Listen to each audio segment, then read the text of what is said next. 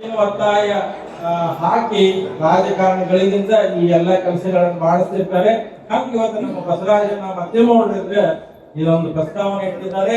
ಅವ್ರು ಏನಂದ್ರು, ಸರ್ಕಾರ ಕೊಡ್ತದೋ ಬಿಡುತ್ತದೋ ಗೊತ್ತಿಲ್ಲ, ಆದ್ರೆ ಪರಮ ಪೂಜ್ಯರು ಏನು ನನಗೆ ಅಪ್ಪಣೆ ಮಾಡ್ತಾರೆ, ಯಾವ ಹೆಸರಿನೊಳಗ ಕೆಲಸ ಕೊಡ್ತಾರೆ, ಆ ಕೆಲಸವನ್ನ ಮಾಡ್ತಕ್ಕಂತ ಜವಾಬ್ದಾರಿ ಸಂಪೂರ್ಣವಾಗಿ ನಂದು ಅಂತ ಹೇಳಿ ತುಂಬ ಮನಸ್ಸಿನಿಂದ ಒಪ್ಪಿಕೊಂಡಾರಲ್ಲ, ಅವ್ರಿಗೊಂದು ಜೋರಾದ ಚಪ್ಪಾಳೆಯನ್ನ ಕಟ್ಟಿ ಅಂತಕ್ಕಂಥ ಮಾತನ್ನ ತಿಳಿಸಿ. ಇದಕ್ಕಿಂತ ಮುಂಚೆ ನಮ್ಮ ಜಯಶ್ರೀ ಅಕ್ಕ ಅವರು ಬಹಳ ಚಲೋ ಮಾತಾಡ್ತಾರೆ. ನಾ ಹೋದಾಗ ಹೇಳ್ತೀನಿ ಬಸವರಾಜಣ್ಣಗೆ, ನಿಮ್ಗಿಂತ ಚಲೋ ಮಾತಾಡಕತ್ತಾರ್ರಿ ಅಂತ. ಯಾಕಂದ್ರೆ ಅವ್ರ ಮಾತುಗಳು ಹಂಗೆ ಇರ್ತಾವ, ನಿಮ್ ತಾಯಿಯಂದ್ರ ಮನಸ್ಸು ಮುಟ್ಟುವಂಗ ಮಾತಾಡ್ತಾರ ಅವರು.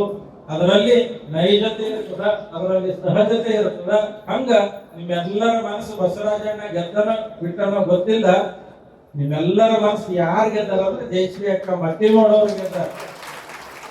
ಅವ್ರು ಹೇಳಿದ್ರಲ್ಲ, ಇದಕ್ಕೆಲ್ಲ ಕಾರಣ ಏನು ಅಂದ್ರೆ ನಮ್ಮ ಪತಿರಾಯರು. ನನ್ನ ಗಂಡ ನನಗೆ ಸದಾವಕಾಲ ನನ್ನ ಬೆನ್ನೆಂದಿಗಿದ್ದು ನಾ ಮಾಡ್ತಕ್ಕಂಥ ಕೆಲಸಕ್ಕ ಪ್ರೋತ್ಸಾಹ ಕೊಡ್ತಾರ. ಅದಕ್ಕ ಈ ಮಟ್ಟಕ್ಕೆ ನಾವು ಬೆಳಿಬೇಕಾಗಿದ್ದು ಯಾರ ಕಾರಣ ಅಂತಂದ್ರೆ ಬಸವರಾಜ್ ಮತ್ತಿಮೋಡವರು ಅಂತ ಹೇಳಿ ಮನಸ್ಸು ಬಿಚ್ಚಿ ಮಾತಾಡಿದ್ರು. ನೀವು ಮನ್ಯಾಗ